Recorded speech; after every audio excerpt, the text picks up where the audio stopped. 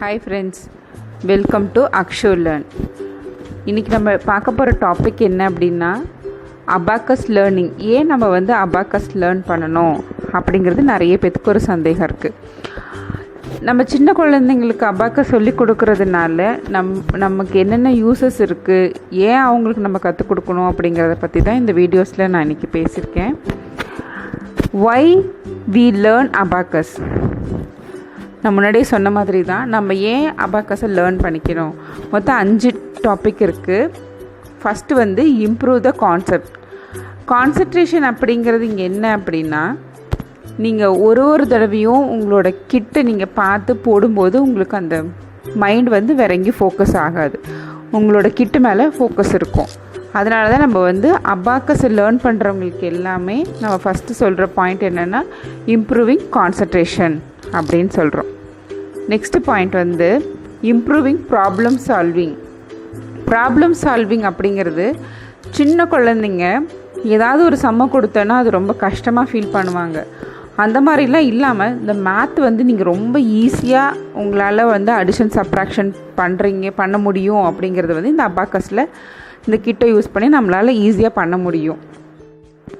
Reduce stress அப்படிங்கிறது இங்கே என்ன பார்த்தீங்கன்னா, உங்களோட குழந்தை வந்து அந்த அபாக்கஸ் கிட்ட யூஸ் பண்ணி போட்டுட்ருக்கும்போது அவங்களுக்கு வேறு எந்த கான்சன்ட்ரேஷனும் இருக்காது, வேறு எந்த திங்கிங்கும் இருக்காது.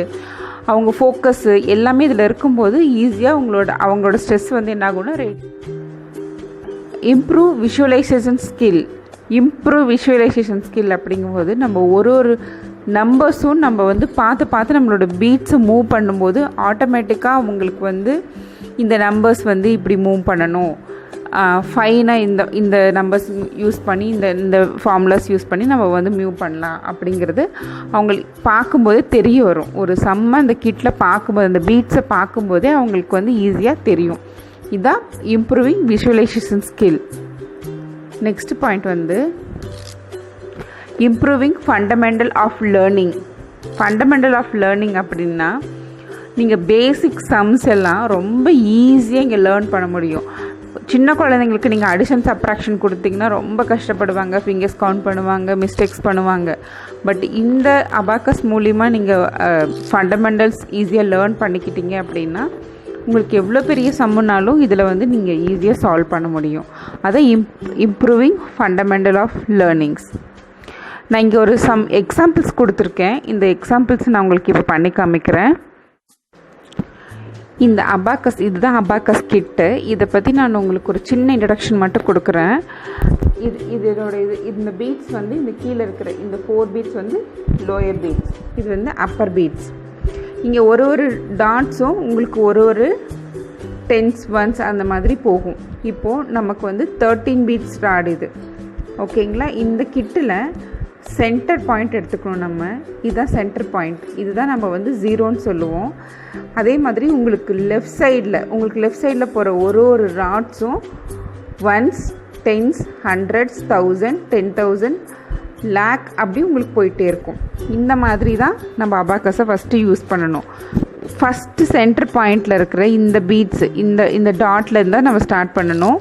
ஃபஸ்ட்டு எப்படி நீங்கள் 0 பண்ணிக்கணும்னா, எவ்ரி டைம் நீங்கள் சம் போடுறதுக்கு முன்னாடி இப்படி வச்சு செட் 0 பண்ணிக்கணும். இந்த 2 ஃபிங்கர்ஸ் யூஸ் பண்ணி இப்படி பீட்ஸை வந்து கீழேயும் மேலேயும் புஷ் பண்ணிடணும் நீங்கள்.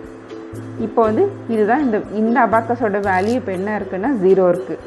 இந்த சென்டர் ஆஃப் பார், இது வந்து நம்ம பார்னு சொல்லுவோம், சென்டர் பார்னு சொல்லுவோம்.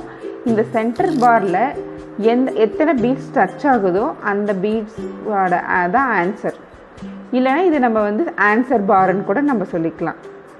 இந்த பாரை எதெல்லாம் டச் பண்ணுதோ அந்த பீட்ஸ்க்கான வேல்யூ தான் நம்மளோட ஆன்சர். இப்போ நான் உங்களுக்கு முன்னாடியே ஒரு சம் காமிச்சேன். இப்போ நான் திரும்பி உங்களுக்கு அந்த சம்மை காமிக்கிறேன். இப்போ நான் ஃபஸ்ட்டு சம் உங்களுக்கு காமிச்சது என்னென்னா ஆட் 4 அப்படிங்கும்போது add 4 -2, second value -2, again add 2. அப்போ நமக்கு என்ன ஆன்சர் வந்துருக்கு, இதுதான் 4. இது எத்தனை ராட்ஸ் இங்கே டச் பண்ணியிருக்குன்னா 4. திரும்பி செட் 0 பண்ணிக்கோங்க. ஆட் 7 -5 ஆட் 3ங்கும் போது இப்படி பண்ணணும். இது வந்து ஆன்சர் இஸ் 5. திரும்பி செட் 0 பண்ணிக்கிறேன். தேர்ட் சம் போடுறேன். தேர்ட் சம் வந்து ஆட் 4, ஆட் 9னா ஆட் 10, சப்ராக்ட் 1. தேர்ட் சம் போடுறேன். Add 4, add 9, subtract 1. Third value -1. So answer is 12. இப்போ 2 டிஜிட் நம்பர்ஸ் நான் ஆட் பண்ணி காமிக்கிறேன் உங்களுக்கு. 96 -16 இதுதான் ஆன்சர். 80 தான் ஆன்சர். இன்னொரு 2 டிஜிட் நம்பர் நான் காமிக்கிறேன். ஆட் 15 82 இது 2 டிஜிட்டோட நம்பரோட ஆன்சர். நெக்ஸ்ட்டு 37 -25 12 தான் ஆன்சர். இப்படி நீங்கள் ஒவ்வொரு சம்முக்கும் நம்மளால் பண்ண முடியும். Please subscribe and share it. Thank you.